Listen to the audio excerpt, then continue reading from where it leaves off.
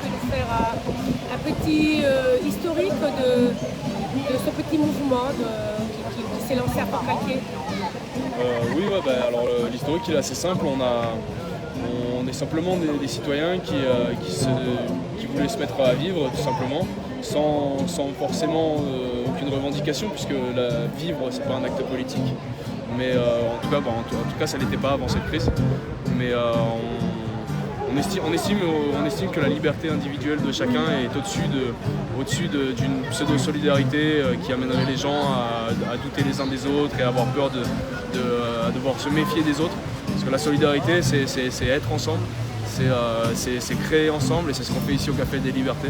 Donc on essaie de rappeler aux gens que la solidarité, c'est ça. Voilà, on nous a un petit peu perdus dans ce que c'était. Mais nous, on a conscience que c'est apporter du soutien aux gens qui se sentent seuls depuis un an et qui sont en détresse sociale. Et du coup, on est là, on leur fait passer un bon moment en musique, boire un café.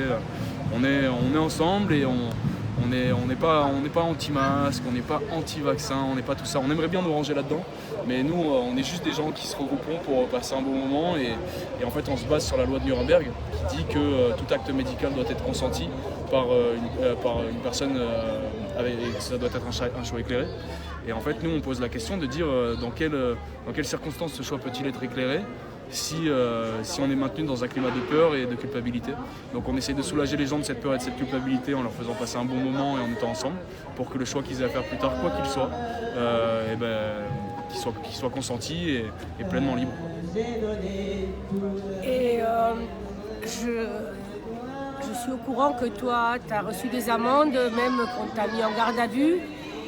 Tu fais partie de nombreuses personnes qui ont reçu des amendes. Est-ce que tu peux nous faire un petit point de où ça en est actuellement avec tous ces aspects? Oui, alors là en gros, plus de 4 amendes pour non-port du masque comme pour rassemblements illégaux. Ça amène à un délit qui est passible de 6 mois de prison et 3 750 € d'amende. Donc voilà, on en est là.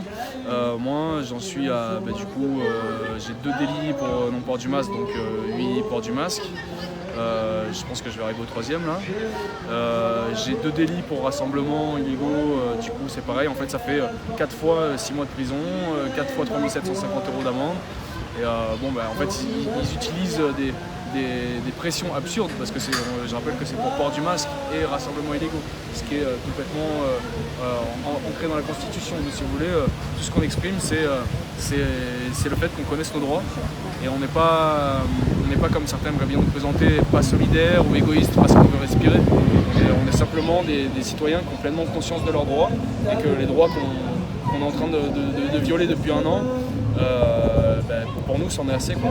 Et en fait, comme tout le monde au début, pendant qu'il y avait ces mesures, on était sous le choc, on ne savait pas comment réagir, du coup on était dans la peur et on essayait de se protéger nos proches. Mais là maintenant on se rend compte qu'en fait tout ça c'est une grosse blague. Et en fait, on sait maintenant qu'il y a des intérêts financiers flagrants qui sont placés à jour, mais en fait, personne ne peut prendre ses dispositions pour reprendre sa vie et ses libertés, en tout cas pour nous redonner ces choix-là, parce que ceux qui se recommandent, c'est des personnes qui ne sont pas bienveillantes, quoi. On le sait, c'est des gens qui pensent qu'à leur profit, à leur petit profit, quoi. Et nous, le meilleur moyen de combattre l'oppression, c'est de ne pas se sentir oppressé déjà, et de passer des bons moments comme on le fait. On invite les gens à prendre la rue elle est à nous en fait. Mais alors, est-ce que vous avez une stratégie de combattre toutes ces amendes et toute cette répression? En fait, c'est un peu les institutions là, qui vont pousser à être stratégiques parce que c'est eux qui m'ont attaqué, hein. C'est le gouvernement qui attaque pour le non-port du masque, pour tout ça, parce qu'ils aimeraient nous forcer à faire quelque chose qu'on ne veut pas faire. Donc on est les personnes à sévir, quoi. Donc par tous les moyens, là, par rapport à cette garde à vue, en fait ils m'ont gardé 24 heures en garde à vue. Ils pensaient, vu qu'il y avait une réunion de 40 personnes devant en soutien à ma garde à vue, je les remercie tous d'ailleurs, un par un, et même ceux qui étaient là avec le cœur. Ils pensaient qu'on allait attaquer la gendarmerie, ce qui est complètement absurde comme la situation, vu qu'en fait on est pacifiste depuis le début. Et donc ils m'ont transféré le petit matin sous haute sécurité jusque dans les geôles de Digne, en pensant qu'on allait attaquer le camion. C'est hallucinant. Donc arrivé là-bas, ils m'ont fait passer en comparution immédiate. En fait, le procureur m'a proposé deux choix. Soit a proposé à mon avocate, il a appelé à 20h le soir de ma garde à vue, pendant que j'étais en train de me faire cuisiner, ce qui n'arrive jamais normalement. Et en fait, c'est ce même procureur qui a demandé à ce que je sois enfermé. C'est pas un OPJ qui a demandé, c'est le procureur. Et ce même procureur a appelé mon avocate à 20h le soir même pour lui proposer soit un CRPC, en gros que je reconnais ma culpabilité, une reconnaissance de culpabilité, ce qui n'est pas le cas parce que je ne reconnais pas leur loi. Et soit ça, j'acceptais cette reconnaissance de culpabilité, j'avais 6 mois de suspension de permis et 3 ans de sursis. Soit je choisissais de paraître le lendemain en comparution immédiate. Et je risquais une plus grosse peine, mais au moins avec un procès. Et le truc, c'est que ce procès, c'est justement ce qu'on cherche, c'est rouvrir le débat démocratique qui est bouché depuis maintenant trop longtemps. Et avec les personnes qui pensent différemment, on arrête de les traquer, on est en France, bordel, c'est le pays des droits d'homme, quoi. Du coup, on essaie de rappeler ça aux gens et de leur redonner la souveraineté déjà de leur santé, mais aussi de comment ils abordent leur liberté dans leur vie. Et je pense que le meilleur moyen de réclamer ça, de réclamer sa liberté, c'est de la prendre. D'accord. Est-ce que vous avez prévu quelque chose pour les temps qui viennent? On a prévu, c'est plutôt eux qui ont prévu quelque chose, hein. Ils ont prévu un petit procès le 27. Alors donc là justement on appelle à la mobilisation générale devant le tribunal de Digne à 14h le 27 avril pour passer encore un bon moment convivial et au terme de ce procès j'espère qu'on sera libéré, quoi. Que ça pourra faire jurisprudence et qu'on puisse retirer l'obligation du port du masque, parce que les gens qui ont peur et qui veulent porter le masque, c'est totalement légitime, chacun fait ce qu'il veut en fait. Pour les enfants aussi. Mais surtout à la base, nous, notre combat c'était surtout pour les enfants. On